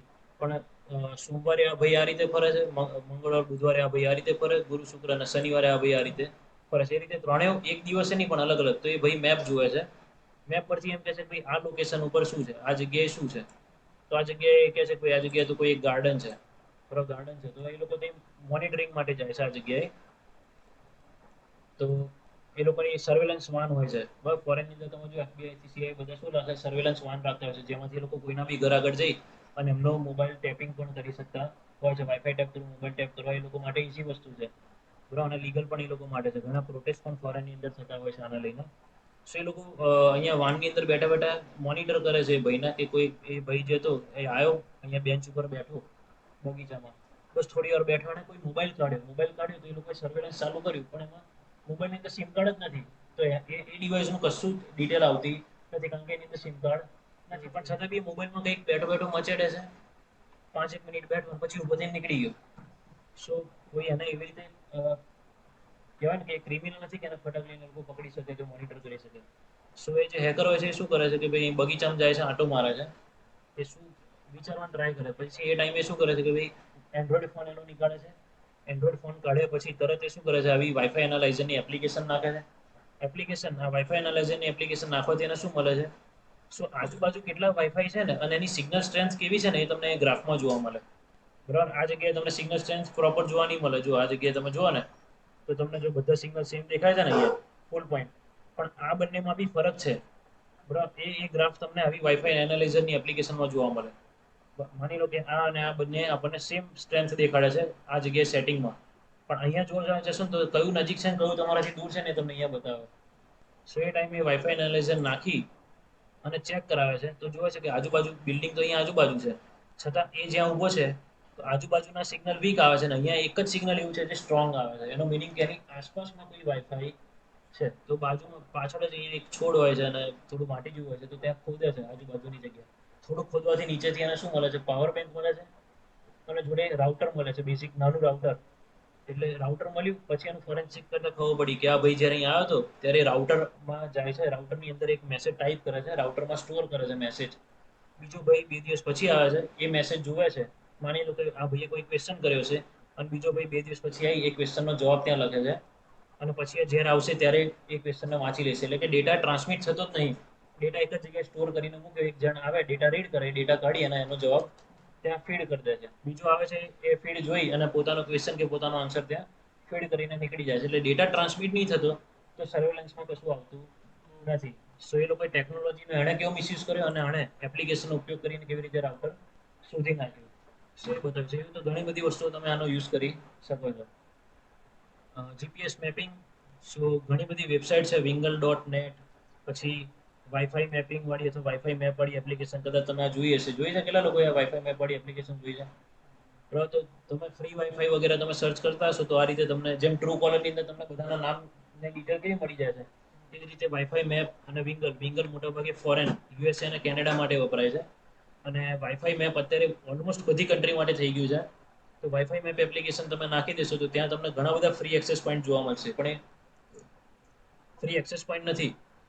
આ બધા એવા છે કે જે લોકોએ એપ્લિકેશન, સપોઝ કે મેં વાઈફાઈ મેપની એપ્લિકેશન નાખી, તો મેં જેટલા પણ વાઈફાઈ કનેક્ટ કર્યા હતા ને એ બધાના SSID, લોકેશન અને પાસવર્ડ સાથે ડેટા એ લોકો અપલોડ કરી દેશે અને ડેટા આ જગ્યાએ અપડેટ કરી દેશે. તો મેં જ્યારે સ્ક્રીનશોટ લીધો હતો ત્યારે આણંદના જો કેટલા બધા પાસવર્ડ છે અહીંયા આગળ. સપોઝ હું આ જગ્યાએ જઉં છું નજીકના એરિયામાં અને ત્યાં જોઉં છું વાઈફાઈ મેપમાં, તો મારા નજીકનું એ વાઈફાઈ દેખાડશે અને એનો પાસવર્ડ પણ મને ત્યાં શો કરશે. હવે હું પાસવર્ડ નાખીને ટ્રાય કરીશ તો આઈધર એ કનેક્ટ થશે અથવા તો નહીં થાય. કેમ? કારણ કે એને પાસવર્ડ બદલી નાખ્યો છે પણ આ એપ્લિકેશને જો અપડેટ કર્યો નથી. સપોઝ હું અહીંયાથી દિલ્હી જવાનો છું તો હું અત્યારે તો મારું વાઈફાઈ કનેક્શન છે, તો આની અંદરથી હું આખું મેપ ડાઉનલોડ કરી શકું છું. દિલ્હીમાં ધારો કે હું કોઈ એક સેક્ટરમાં જવાનો છું તો એ સેક્ટરનો ડેટા હું અહીંયાથી ડાઉનલોડ કરી શકું છું, ઓફલાઈન ડાઉનલોડ કરી શકું. કે જ્યારે હું દિલ્હી જઈશ તો મારું ઇન્ટરનેટ તો હોવાનું નથી, પણ વાઈફાઈ મેપ એપ્લિકેશન મને ઓફલાઈન ડેટા બતાવી દેશે કે તમારા નજીકમાં વાઈફાઈ છે અને એનો પાસવર્ડ આવી રહ્યો. ત્યાં જઈને કદાચ હું પાસવર્ડ નાખું તો કનેક્ટ પણ થઈ શકું છું. સો જીપીએસ મેપિંગ, ઓકે. અને આ એપ્લિકેશન છે જીમોન. સો જીમોન એપ્લિકેશન તમારે ઇન્સ્ટોલ કરવાની છે અને એના માટે હું તમને એક ટાસ્ક આપવાનો છું. જીમોન એપ્લિકેશન એન્ડ્રોઈડમાં ચાલશે, વિધાઉટ રૂટમાં ચાલશે. જસ્ટ આ તમારે સ્ટાર્ટ કરીને તમારે જ્યાં ફરવું હોય ત્યાં ફરવાનું, સ્ટોપ કરશો અને આનો KML ફાઇલ એક્સપોર્ટ કરશો એટલે તમને આખું મેપમાં દેખાડશે તમે કઈ જગ્યાએ ફર્યા, ત્યાં કયા કયા વાઈફાઈ હતા વગેરે. બરાબર. સો જીપીએસ મેપિંગ આપણે આના પ્રેક્ટિકલ જોવાના છીએ. સો આગળ આપણે જોઈએ તો એના કરતાં બેટર છે કે હું તમને રાઉટર વિશેનું આખું વર્કિંગ તમને સમજાવી દઉં એક વખત, કે જેથી વાઈફાઈ હેકિંગમાં તમને કામમાં લાગી શકે. ઓકે. સો આગળ હજુ કોઈ પોઈન્ટ બાકી હોય? પીપીટી તો હું તમને આપવાનો છું, પીપીટી અલગથી વાંચજો, હું તમને પ્રેક્ટિકલ લેવલમાં જ લઈ જાઉં છું. કોઈ પોઈન્ટ હોય જે બાકી રહી જતો હોય? અટેક લોન્ચ કરવા માટેના સિનારીઓ છે. Okay okay. સો અત્યારે આપણે રાઉટરનું આખું વર્કિંગ સમજી લઈએ.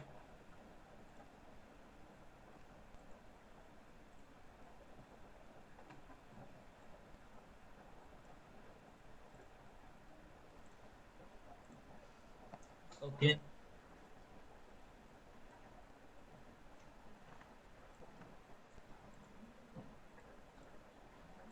સિમ્પલ એક રાઉટર છે. બરાબર. રાઉટર જોડે આપણે ડિવાઇસ કનેક્ટ કરીએ છીએ, જેમ કે કોઈ લેપટોપ,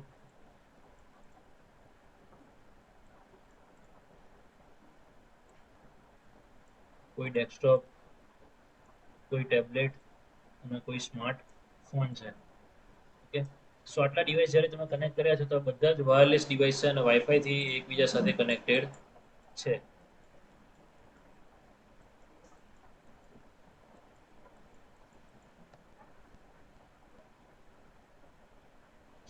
સૌથી પહેલા તો ઓથેન્ટિકેશન મેથડ આપણે જે જોઈએ એને થોડું પ્રેક્ટિકલી જોઈએ. સપોઝ કે આ કમ્પ્યુટર આની જોડે કનેક્ટ થવા ગયું, SSID જોડે કનેક્ટ થવા ગયું. સો રાઉટર એને પૂછ્યું કે ભાઈ કી, અથવા તો પહેલી વાર કનેક્ટ થવા જાય છે એટલે એને પાસવર્ડ પૂછ્યો. સો કમ્પ્યુટર એને પાસવર્ડ તમે ટાઈપ કર્યો, ટાઈપ કરીને એન્ટર કર્યો એટલે રાઉટર જોડે કી ગઈ. એ સાચું છે એટલે રાઉટર હવે તમને એક્સેસ આપી દીધો. અહીંયા તમારું કનેક્શન એસ્ટાબ્લિશ થઈ ગયું. ઓકે. હવે કનેક્શન એસ્ટાબ્લિશ થઈ ગયું, હવે તમે ઇન્ટરનેટ વાપરી શકો. સેમ મેથડ આ બધા જોડે થાય છે આવી રીતે, અને બધા ચારે ચાર ડિવાઇસ રાઉટર સાથે કનેક્ટ થઈ ગયા. થયા પછી શું થાય છે? સો અહીંયા હું ફરીથી એક રિક્વેસ્ટ મોકલું છું રાઉટરને, ભાઈ મારે જોઈએ છે facebook.com. તો રાઉટર મને પૂછશે કે ભાઈ તું કોણ એમ. ભલે મારી જોડે કી, પણ દરેક વખતે પ્રીસેટ કી હોય છે એટલે ઓથેન્ટિકેશન મેથડમાં પ્રીસેટ કી એપ્લાય થતી હોય છે. તો એ મને પૂછશે તું કોણ. સો એને હું કહીશ કે ભાઈ તું કોણ એટલે કે પાસવર્ડ શું, જસ્ટ એમ કે પાસવર્ડ શું છે કનેક્ટ થવાનો. સો એ પાસવર્ડ અહીંયા આગળ શેર કરશે. પાસવર્ડ સાચો પડ્યો એટલે એને આગળ રિક્વેસ્ટ ફૂલફિલ કરી અને આગળ એને facebook.com પ્રોવાઈડ કરશે. તો આવું દર વખતે ખાલી ફેસબુક માટે નહીં, હું જેટલી વખત રાઉટરને રિક્વેસ્ટ મોકલીશ રાઉટર એટલી વખત મને શું કહેશે? પાસવર્ડ. બરાબર. ભલે મને મારું મેક એડ્રેસ એનું ફીડ કરેલું છે, મેક ફિલ્ટરિંગ કરેલું છે, IP ફિલ્ટરિંગ કર્યું છે, છતાં પણ જેટલી વખત હું એને પૂછીશ એટલી વખત રાઉટર મને પાસવર્ડ પૂછશે, જેટલી વખત એને ઓર્ડર આપું મારે જોઈએ એટલી વખત પાસવર્ડ મારે એને કહેવું પડશે. એનું મિનિંગ કે રાઉટર વારે ઘડીએ આ લોકો જોડે પાસવર્ડ માંગે છે, મતલબ કે જે ડેટા છે સો એ ડેટા હવામાં ફ્લોટ કરતા હોય છે, બરાબર. અહીંયા તમે જો ડેટા જે ખરા બકેટ થઈ ગયું, જૂનું પેન્ટ નહીં આવતું, સ્પ્રે કરવાનું આવે છે ને પેલું કઈ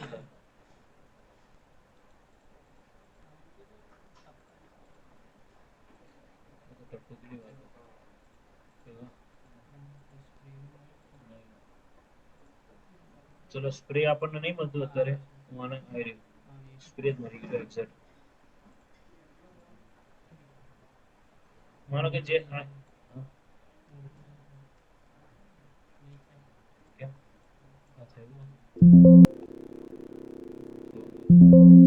બરાબર. જો સો આ જે નાના નાના ટુકડા દેખાય છે તમને, આ બધા પેકેટ સમજી લો, બરાબર. વાયર શાર્કની અંદર તમે પેકેટ જોયા ને, સો અહીંયા હવામાં પેકેટ જાય છે બધા. તમે જેટલી બી વાર રાઉટર સાથે કનેક્ટ થાવ છો તે હવાની અંદર આ બધા પેકેટ્સ રહેલા છે.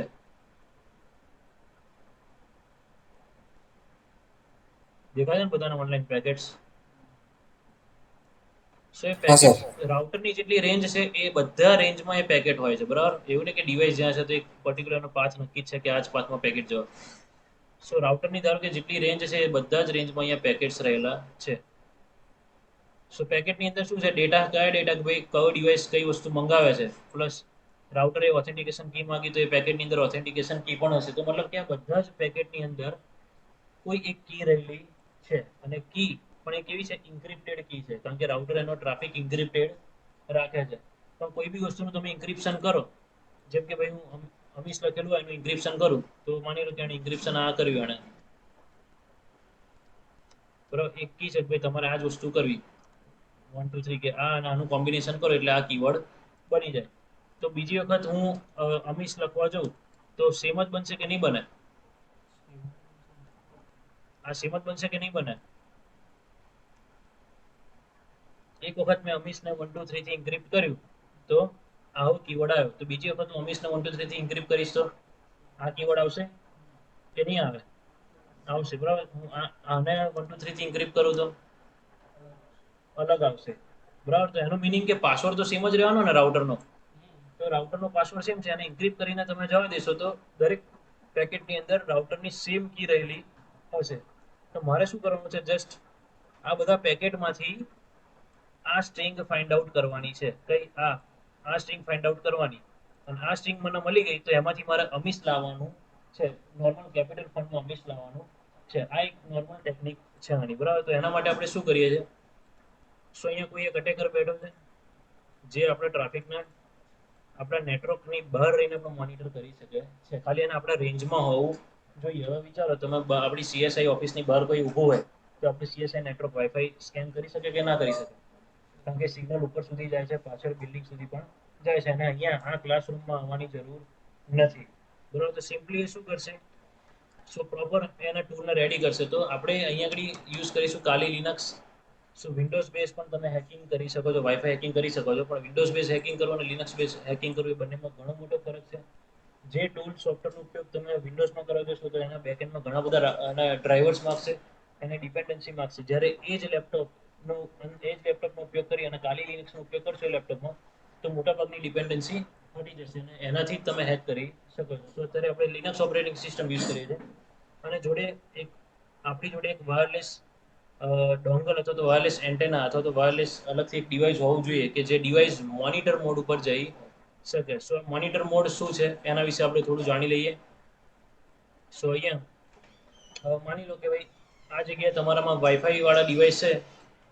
સો અહીંયા તમે એક રિક્વેસ્ટ કરી આને, આ જગ્યાએ તમે અહીંયા એક રિક્વેસ્ટ કરી આને કે ભાઈ facebook.com જોઈએ છે, અને તમને પાસવર્ડ પૂછે, પાસવર્ડ બી તમે આપી દીધો. તો આ રાઉટરે જ્યારે facebook.com તમને મોકલાયું તો આજુબાજુના ડિવાઇસ જોઈ તો શકે છે કે ભાઈ કોઈ ડેટા અહીંથી જાય છે, પણ એ બધા ડિવાઇસ તમારો ડેટા કેપ્ચર કરતા નથી. એ ફક્ત કોનો ડેટા કેપ્ચર કરશે? કે એનો જે ડેટા છે એ જ કેપ્ચર કરશે, બાકીનાનો ડેટા કેપ્ચર કરશે ને. એનું રીઝન શું છે? તો એની જોડે એવું કોઈ વાયરલેસ કાર્ડ નથી કે જે બીજો ડેટા કેપ્ચર કરી શકે. એ ફક્ત પોતાનો ડેટા કેપ્ચર કરી શકશે. હા, એનું વાયરલેસ કાર્ડ ચેન્જ થાય અને એને આપણે મોનિટર મોડ ઉપર લઈ જઈએ તો અત્યારે આ ડિવાઇસ આ બધાનો ડેટા કેપ્ચર કરી શકે છે. બરાબર. સો એના માટે આપણે અહીંયા એન્ટેના મેં લીધેલા છે થોડા. સો તમારું નોર્મલ વાઈફાઈ હેકિંગ માટે તમારા લેપટોપનું કે તમે જે વાયરલેસ ડોંગલ બહારથી 150 રૂપિયાનો 200 રૂપિયાનો લાવો છો એ ડોંગલનો ઉપયોગ કરીને તમે વાઈફાઈ હેકિંગ કરી શકશો નહીં. બરાબર. કારણ કે એને મોનિટર મોડમાં જવું પડે. તો એના માટે મેં અમુક લિસ્ટ આપેલા છે, પ્લસ ગ્રુપમાં હું એક આખું લિસ્ટ ફરીથી મૂકી દઈશું. તમારે પરચેસ કરવા હોય તો કરી શકો. જેમ કે ટીપી લિંકના અત્યારના જે લેટેસ્ટ ડિવાઇસ આવે છે એ તમને કામ નહીં લાગે. એની અંદર નવી ફર્મવેર અપગ્રેડ કરવી પડશે. આલ્ફા જે છે, આલ્ફાના કોઈ પણ ડોંગલ તમે લેશો તો દરેક તમને વાઈફાઈ હેકિંગ માટે કામમાં લાગશે. પણ એના મિનિમમ ડોંગલ તમને 3000 થી શરૂ થાય છે. આપણી ઓફિસમાં જે પેલું સામે બોક્સ પડ્યું આલ્ફાનું, તો એ 3200 રૂપિયાનું છે, ત્યાંથી એ શરૂ થાય છે. બરાબર. તો સેકન્ડમાં તમને OLX પર મળી જશે. ફોરેનમાં તમારું કોઈ રહેતું હોય તો ખાસ તમારે એન્ટેના જે મંગાવો તો બહારથી મંગાવી શકો. એમાં એથોસના એન્ટેના હોય તો વધારે સારું. બરાબર. તેનું આખું લિંક હું તમને મોકલી આપીશ. કઈ પ્રોડક્ટ છે જે વાયરલેસ કાર્ડની અંદર મોનિટરિંગ મોડને સપોર્ટ કરે છે. તો તમે કદાચ આગળ પ્રેક્ટિકલ કરવા જશો, જે આપણે આગળ જોવાના, તો તમારા લેપટોપમાં નહીં થાય. એનું રીઝન છે કે તમારું વાયરલેસ કાર્ડ વાઈફાઈ હેકિંગમાં ચાલશે નહીં. ઓકે. સો અહીંયા જે અટેકર છે એ શું કરશે, હવે એનું વાયરલેસ કાર્ડ ઓન કરી, મોનિટર મોડ ઓન કરી અને આપણા ટ્રાફિકને એ કેપ્ચર કરવાનું સ્ટાર્ટ કરશે. સો કેપ્ચર કરવા માટે એ જે સોફ્ટવેરનો ઉપયોગ કરે છે અથવા તો એ જે ટૂલનો ઉપયોગ કરે છે એ ટૂલ આપણું છે એરક્રેક એનજી. બરાબર.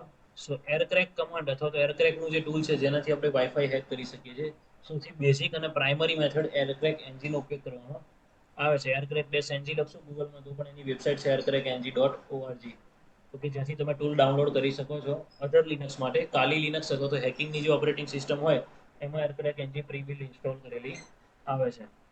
સો એરક્રેક એન્જિનના કમાન્ડથી આપણે શું કરીએ છીએ, સૌથી પહેલાં આપણે તો ડિસ્કવર કરીએ છીએ. એક જ ટૂલથી આપણે બધું જ કરી શકીએ. તો સૌથી પહેલાં હું ડિસ્કવર કરું છું. સો ડિસ્કવરીની અંદર મને બધા વાઈફાઈ દેખાય છે. બરાબર. જે વાયરલેસ એક્સેસ પોઈન્ટ અને મેક એડ્રેસ વગેરે મને દેખાય છે. એમાંથી મારે કોને ટાર્ગેટ બનાવવું છે, તો એ ટાર્ગેટને હું સિલેક્ટ કરીશ. બરાબર. જે ટાર્ગેટ મને મળી ગયું એનું મેક એડ્રેસ મારે કોપી કરવાનું અથવા લખી લેવાનું રહેશે. એની ઉપર મારે હવે શું કરવાનું છે, તો મારે એના ડેટાને ડમ્પ કરાવવાનો છે. બરાબર. તો એ ડેટા ડમ્પ કરવા માટે એરક્રેક એન્જિનનું અગેન એક ટૂલ આવે છે એરડમ્પ એન્જિન. સો એરડમ્પ એન્જિનનો આપણે ઉપયોગ કરીશું, જેથી આ જે હવામાં બધા જે ડેટા ફ્લોટ કરી રહ્યા છે ડેટાને મારે કેપ્ચર કરવા પડશે. કેપ્ચર કરીને હું મારા ડિવાઇસમાં સ્ટોર કરીશ. તો એ સ્ટોર કઈ ફાઇલ થશે, પીકેપ ફાઇલ .pkap. આ પીકેપ ફાઇલ શેમાં રન થાય, આ શું છે, પીકેપનું ફૂલ ફોર્મ શું થાય, પેકેટ કેપ્ચર. આપણે પેકેટ કેપ્ચર કરીએ છીએ જે આપણે વાયરશાર્કની અંદર ઓપન કરી શકીએ છીએ. આપણે વાયરશાર્ક શીખ્યા ત્યારે પણ જોયું હતું ને, પીકેપ ફાઇલમાં આપણે કોઈ પણ ડેટા, નેટવર્કનો ડેટા તમે ડમ્પ કરો, તેને સેવ કરવા જાઓ તો એ પીકેપ ફાઇલમાં સ્ટોર થાય. સો આ બધા ડેટાને અત્યારે હું કેપ્ચર કરીશ, પણ આ બધા ડેટા વાયરશાર્કમાં રીડ કરવા જશો ને તો બધાના કલર વ્હાઇટ જ આવશે અને કોઈ બધા ડેટા ઇન્ક્રિપ્ટેડ હશે. કેમ? કારણ કે હજુ તમને કી મળી નથી અથવા વાઈફાઈમાં એન્ટર થયા નથી. એન્ટર થયા પછી વાયરશાર્કનો ડેટા તમને ખબર છે ને અલગ જ કલરમાં આવે છે. જોયો ને તમે, અલગ અલગ કલર આવે છે રૂલ્સ એના. સો વાયરશાર્ક પર એરડમ્પની અંદર તમે પીકે ફાઇલ ડાઉનલોડ કરશો. સો એરડમ્પની અંદર તમારે ઘણા બધા પેકેટ એના કેપ્ચર કરવા પડે. મિનિમમ તમારે 8000 થી મેક્સિમમ તમારે જેટલા કરવા હોય એટલા તમે મેક્સિમમ પેકેટ કેપ્ચર કરી શકો છો. સો વાઈફાઈ તમે સૌથી પહેલા તો એ જ હેક કરી શકશો કે જે એના ડિવાઇસ કે એના ક્લાયન્ટ સાથે વાતચીત કરતું હશે. જો રાઉટર એકલું જ બેસી રહ્યું હોય તો કોઈ પેકેટ જનરેટ થવાના જ નથી. થવાના છે કોઈ પેકેટ જનરેટ થશે નહીં. સો રાઉટર કોઈ ડિવાઇસ જોડે વાતચીત કરતું હશે તો પેકેટ જનરેટ થશે. તો એ પેકેટ તમે કેપ્ચર કરશો તો એ જે પેકેટ જાય છે એ પેકેટની અંદર તમને આવી કોઈ કી મળશે. બરાબર. સો તમારે પેકેટ કેપ્ચર કરવા માટે અહીંયા પેકેટ તો કેપ્ચર કરવાના શરૂ થઈ જાય. મને 4 ડિવાઇસ છે તો અહીંયા 8000 પેકેટ તો આરામથી થઈ જશે. લગભગ અડધી મિનિટ કે 2-3 મિનિટની અંદર તમને આખા પેકેટ કેપ્ચર કરીને આપી દેશે. પણ હવે એણે જે ઇન્ક્રિપ્શન લેવલ યુઝ કર્યું છે, જેમ કે અહીંયા મેં -123 લખ્યું એ કી છે, અમીસ 123 બંનેને કમ્બાઈન કરો તો આ કીવર્ડ બને, આ ઇન્ક્રિપ્ટેડ કીવર્ડ બને છે. સો એને ડિક્રિપ્ટ કરવા માટે પણ માઇનસ આ જે 123 કીવર્ડ છે જોઈએ ને મારે. સો પેકેટની અંદર મારે જો એ કીવર્ડ ફાઇન્ડ આઉટ કરવો હોય તો મારે કમ્પ્યુટર સાથે હેન્ડશેક કરવું જરૂરી છે. So what is handshake? Main point છે હેન્ડશેક. બરાબર. હું તમને એક એક્ઝામ્પલ આપું કે જ્યારે કોઈ બે વ્યક્તિ વાત કરતું હોય બરાબર, કોઈ બે વ્યક્તિ સામે વાત કરી રહ્યું છે, એકબીજાની સામે વાત કરે છે અને તમે થોડાક દૂર ઊભા કોઈ એક વ્યક્તિને તમે તાકી રહો છો, શું એ વ્યક્તિની નજર તમારી પર પડશે કે નહીં પડે? હા, આપણો નેચર, હા, યસ, આપણને તમને ખબર હોય ને કે તમે પીઠ પાછળ તમને કોઈ જોઈ રહ્યું હોય ને તો એ તમને અંદાજો આવી જાય. તમે ઊંઘતા હોય ને તમારી સામે કોઈ તાકી રહ્યું હોય તો તમને અંદાજો આવી જાય. તમે હા, સિક્સ સેન્સ જેવું કે ભાઈ તમે આંખ ખોલીને એક વખત જોશો. તે રીતે બે વ્યક્તિ જો વાત કરતી હોય અને તમે એક વ્યક્તિ સામે તાકીને જોઈ રહ્યો છો તો થોડીક એક વખત એક ઝલક આમ નજર મારી લેશે આપણી સામે, ભાઈ કોક મને જોઈ રહ્યું છે, પણ એ વ્યક્તિ એની જોડે વાતચીત કરવાનું ચાલુ રાખશે. બરાબર, પણ છતાં તમે એની સામે જોઈ રહ્યા છો ને તો બીજી વખત તમારી સામે જોશે. બરાબર, ત્રીજી વખત તમારી સામે જોશે, ચોથી વખત કદાચ તમારી સામે બી જોઈ રહે અથવા તમને મળવા બી આવી શકે કે ભાઈ કોણ છો તમે, મને ઓળખો છો, એકબીજાને ઓળખે છે, આપણે ક્યાંના તાકી રહ્યા છો, ગમે તે બાબતે આવી જશે. એનું મિનિંગ શું કે તમે એનું ધ્યાન ખેંચી લીધું. સેમ વસ્તુ અહીંયા રાઉટરની અંદર છે, હેન્ડશેક કરવું. કે સપોઝ અહીંયા કોઈ રાઉટર છે, તમારે ટ્રાય કરવો હોય પ્રેક્ટિકલી, તો તમે કોઈ રાઉટરની ઉપર છે ને વારે ઘડીએ તમે રાઉટર સાથે કનેક્ટ થવા જજો. એક વખત કનેક્ટ થશો એટલે પાસવર્ડ માંગશે, પાસવર્ડ લખશો ને એટલે તમને કહેશે કે પાસવર્ડ ખોટો છે. બીજી વખત તમે પાસવર્ડ નાખવા જાઓ, ત્રીજી વખત પાસવર્ડ નાખવા જાઓ, લગભગ 8મી 9મી કે 10મી વખત તમે પાસવર્ડ નાખશો ને તો એ તમને સીધું કનેક્ટ કરી લેશે એના રાઉટરમાં. એ તમને રાઉટરમાં કનેક્ટ કરી લેશે, પણ તમને ઇન્ટરનેટ કે નેટવર્કની કોઈ પણ સર્વિસ પ્રોવાઈડ કરશે નહીં. તમે જેવું CMDમાં જઈને આઈપી કન્ફિગ લખશો ને તો આઈપી કન્ફિગમાં બી તમને 169ની સિરીઝનું કોઈ આઈપી એડ્રેસ પ્રોવાઈડ કરેલું હશે. આનું મિનિંગ શું કે તમે રાઉટરને બિઝી કરો છો. તમે શું કરો છો, રાઉટરને ખોટો પાસવર્ડ નાખવા જાવ છો ને એટલે રાઉટર એના બીજા ક્લાયન્ટની ઉપર એનું ધ્યાન હટી જાય છે. સો રાઉટરને વારે ઘડી તમે હેરાન કરો છો એટલે રાઉટર તમારાથી છુટકારો મેળવવા શું કરે છે, તમને અંદર એન્ટ્રી આપી દે છે. પણ એ ટેમ્પરરી તમને એન્ટ્રી મળી છે, એનાથી તમે નેટવર્ક કે ઇન્ટરનેટ વાપરી શકતા નથી. હા, પણ એનાથી તમારો હેન્ડશેક થઈ ગયો, બરાબર, તમારા મેક એડ્રેસની એન્ટ્રી રાઉટરમાં પડી ગઈ અને એની જોડે જે કી છે એ કી હવે તમારી જોડે શેર કરી શકે છે. કઈ કી? તો કોઈ પણ વસ્તુને ડિક્રિપ્ટ કરવા માટેની કી એ તમારી જોડે શેર કરી લે છે. બસ એ જ વસ્તુ આપણે આ જગ્યાએ હેન્ડશેકમાં કરવાની છે. તો હેન્ડશેક કરવા માટે અગેન આપણે એરક્રેક એનજીનું એક બીજું ટૂલ છે જે પ્રીમિયમ ઇન્સ્ટોલ આવે છે, એરપ્લે એનજી. એનો આપણે યુઝ કરવાના છીએ, જેનો યુઝ તમે નેટવર્ક સિગ્નલને જામ કરવા માટે પણ કરી શકો છો. ફક્ત વાઈફાઈ 2.4 ગીગાહર્ટ્ઝના સિગ્નલને જામ કરવું હોય તો તમે કોઈનું બી રાઉટર જામ કરી શકો છો. કોઈ બી નેટવર્કની અંદર કોઈ રાઉટરને જામ નહીં કરવું પણ એના કોઈ પર્ટિક્યુલર યુઝરને જામ કરવું છે. જેમ કે તમારા ઘરે કોઈ અનવોન્ટેડ ગેસ્ટ આવી ગયા પણ તમારું વાઈફાઈ યુઝ કરીને ફટાફટ ડાઉનલોડ કરવાનું ચાલુ કરી દીધું, તો તમારે રાઉટર બંધ નહીં કરી દેવું, પણ તમારે એ જ ભાઈને તમારે કિક આઉટ કરી દેવા છે. એને તમારે ઇન્ટરનેટ વાપરવા દેવું નથી, એ નેટવર્ક કે ઇન્ટરનેટ વાપરવા દેવું નથી. તો તમે આ એરપ્લે કમાન્ડનો પણ યુઝ કરી શકો છો. અને એ સિવાય આપણે બીજી વસ્તુ જોવાના છીએ, MDK3 અને MDK4, કે જે આપણને સિગ્નલ જામ કરવામાં કામ લાગશે. એ સિવાય તમે Node.js ના હાર્ડવેર પણ આવે છે, બરાબર. હાર્ડવેરનો ઉપયોગ કરીને તમે હાર્ડવેર જામર પણ બનાવી શકો છો. ઓકે, જેમાં તમારે કોઈ લેપટોપ કમ્પ્યુટરની જરૂર નહીં, જસ્ટ એ હાર્ડવેર જામર જોઈએ, પાવર બેંક જોડે કનેક્ટ કરો અને તમારા મોબાઈલથી પણ તમે એને ઓપરેટ કરી શકો છો. સો એ પણ આપણે એની અંદર જોવાના છીએ. સો જામ આપણે એટલા માટે કરવાના છે કે આપણે કન્ટિન્યુઅસ એને રિક્વેસ્ટ મોકલીશું. તમે કેટલી વખત પાસવર્ડ આપશો એની જગ્યાએ 1 સેકન્ડમાં એ 100 રિક્વેસ્ટ પણ રાઉટરને મોકલી શકે છે એરપ્લે કમાન્ડ. તો જેથી તમને હેન્ડશેક મળી ગયું એટલે તમે આ જે પણ ડેટા કેપ્ચર કરેલા છે ને એની કી તમે એની અંદરથી નીકાળી શકો છો. કઈ કી? એન્ક્રિપ્શન વાળી કી, આ કોમન કી, બરાબર. તમે આ જે મેં @ વાળું લખ્યું છે એ કી તમે આની અંદરથી નીકાળી શકો છો. કેમ? કારણ કે આ કી જે કેવી હશે, જે બધા પેકેટમાં કોમન હશે, વારે ઘડી હશે, કોમન હશે. એટલે એનો મિનિંગ કે આ રાઉટરનો પાસવર્ડ છે, પણ એ રાઉટરનો પાસવર્ડ ઇન્ક્રિપ્ટેડ લેંગ્વેજમાં છે, જેને આપણે ડિક્રિપ્ટ કરવાનો છે. સો ડિક્રિપ્ટ કરવા માટે આપણે આગળ એક કમાન્ડનો યુઝ કરીશું, જે કમાન્ડ છે એરક્રેક એનજી, બરાબર.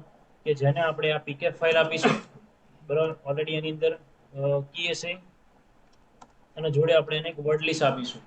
સો વર્ડ લિસ્ટ શું હશે? તો વર્લ્ડના બધા જ પાસવર્ડ, અથવા તમને મેં પહેલા બી કીધું હતું વર્ક સમજાય ત્યારે બી, કે તમારે ધીમે ધીમે પાસવર્ડ ભેગા કરવાના છે. તો તમારે પાસવર્ડ ક્રેકિંગમાં જ આગળ વધવું હોય તો તમારે પાસવર્ડનું લિસ્ટ તમારા જોડે હોવું જરૂરી છે, કે જેથી હવે આપણને કી મળી ગઈ એક ઇન્ક્રિપ્શનની. સો વર્ડ લિસ્ટની અંદર મેં લખ્યું હશે ભાઈ એપલ, તો એપલને એ કીથી કન્વર્ટ કરી અને એક કી બનાવશે. અને એ કીને અને મારી જે કી હતી આ કી આપણને કન્વર્ટ કરવાથી મળી. અને મારી કી કઈ હતી? AMISH, આ કી, બરાબર. એપલને કીથી કન્વર્ટ કરી, ઇન્ક્રિપ્ટ કરી અને એક ઇન્ક્રિપ્શન બનાવશે. એ ઇન્ક્રિપ્શનને અને મારા encryption ને મેચ કરાવશે. મેચ થયું તો સાચું, મેચ ના થયું તો ખોટું. એના પછી બીજો કીવર્ડ એ લેશે કે ભાઈ બનાના 1 2 3 અને કીવર્ડ. સો આ encrypted કીવર્ડ એને મળ્યો, એને અને મારા encryption ને મેચ કરાવ્યું તો મેચ થયો નહીં. અને ત્રીજો એ કીવર્ડ લેશે, બરાબર. અહીંયા લેશે એ, ધારો કે મારી ડિક્શનરીમાં અમીશ છે, સો એને 1 2 3 થી કન્વર્ટ કરશે અને કીવર્ડ બનાવ્યો એને AMISH એને અને આ encryption ને મેચ કરાવ્યું. બંનેનો મેચ થઈ ગયો એટલે તમને કહી દીધું કે ભાઈ વાઈફાઈ નો પાસવર્ડ કયો છે. ઓકે, સો મોટા ભાગે લોકો એરક્રેક એન્જિનની અંદર જ ફસાઈ જાય છે, કારણ કે common keyword, common dictionary keyword બહુ યુઝ કરતા હોય છે એઝ અ પાસવર્ડ. બરાબર. સો એક આ નોર્મલ મેથડ છે હેક કરવાની. ત્યારબાદ આપણે જો આગળ જોવાના છે, જેમાં WPS ની મેથડ આપણે જોઈશું. ત્યારબાદ આપણે હેવી ડ્યુટી એટેક પણ જોવાના છીએ. ઓકે, સો નોર્મલ આની અંદર વાઈફાઈ હેકિંગમાં ખ્યાલ આવ્યો. ઓકે, મોનિટરિંગ મોડ શું છે? મોનિટર મોડમાં તમે અલગ અલગ ડિવાઇસના અલગ અલગ રાઉટર અને એ રાઉટર સાથે કનેક્ટ થયેલા બીજા બધા ડિવાઇસના ટ્રાફિકને પણ મોનિટર કરી શકો છો. પ્લસ વાઈફાઈ હેકિંગ માટે મોનિટર મોડ અનેબલ કરવો ખાસ જરૂરી છે, કારણ કે તમારે બીજાના પેકેટ કેપ્ચર કરવાના છે. ઓકે, અહીં સુધી ક્લિયર છે દરેકને? તો વાયરલેસ ટર્મિનોલોજી થોડી જોઈ લેજો. હું આ પીપીટી તમને શેર કરીશ. જેટલું મેં ચલાવ્યું ત્યાં સુધી ફક્ત તમારે જોવાનું છે. આવતીકાલે આપણે એનું પ્રેક્ટિકલ કરીશું કે વાઈફાઈ હેક કેવી રીતે થાય છે. ઓકે, દરેકને ક્લિયર છે ને? ઓનલાઈન દરેકને? હા સર. ઓકે, સો મળીએ આપણે આવતીકાલે.